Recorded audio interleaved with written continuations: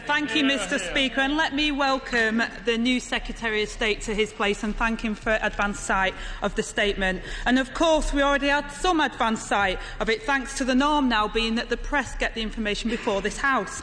But unfortunately, today's announcements don't quite live up to their billing. The new Prime Minister said, "I will reverse the education cuts."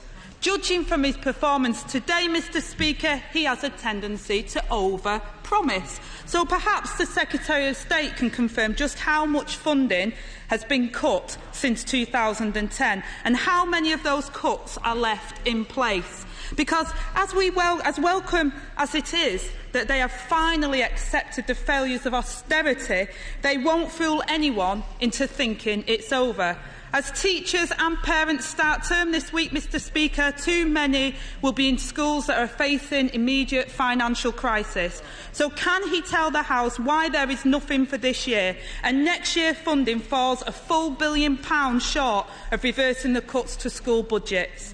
And isn't it the case that this commitment will benefit the most affluent areas while disadvantaged schools get less?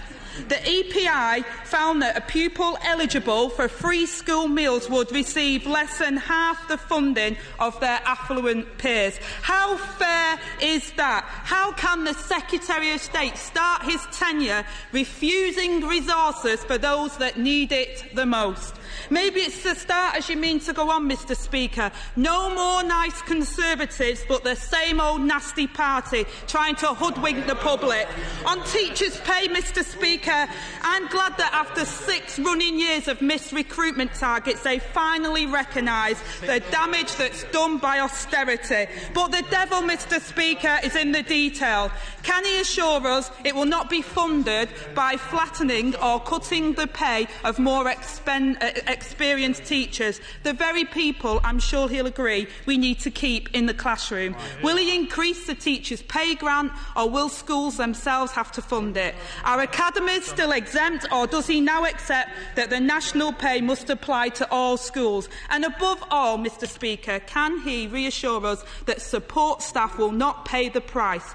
Because the leaked documents in the media was rather revealing. It admitted that Number 10 and the Treasury have been keen to express concerns about the rising number of teaching assistants. Let me say, Mr. Speaker, that I join with those parents, teachers and heads and those who care for our children with special educational needs and disabilities. I too value teaching assistants, and I have to declare a direct interest, Mr. Speaker, because my son started mainstream secondary school today. With the help of those valued teaching assistants, he was able to do that. So the question is, Mr. Speaker, does the government value them too? So can the Education Secretary promise us now that he will defend school support staff who do such a vital job? That is all the more important given the work that they do with children with SEND. He has promised £700 million next year, but that is a shortfall that the Council's already face now. The Local Government Association has put next year's deficit at £1.2 billion. So can he tell us if he accepts that estimate and whether there will be any further funding on top of this amount in future years? Mr. Speaker, the government has finally admitted that there's a crisis in further education, but we know the Education Secretary himself came back from the Treasury with just half of what himself thought would be needed. So can he confirm that there is less than £200 million for increasing the base rate, little more than a real terms freeze? Other funding is ring-fenced for certain courses. Can he tell us which subjects and how this will be distributed? He has made welcome commitments on teachers' pension costs, but will those commitments extend to further and higher education? And is there any sign of an increase in pay for further education staff, or will they continue to fall behind teachers in schools? Mr. Speaker, why wasn't there a single penny for adult education? The same goes for early years. The hourly rate for providers has not increased since 2017. Sure Start funding spending has collapsed, and the additional funding for maintained nursery schools runs out at the end of the next financial year. Will this be addressed tomorrow, or have the youngest children been forgotten?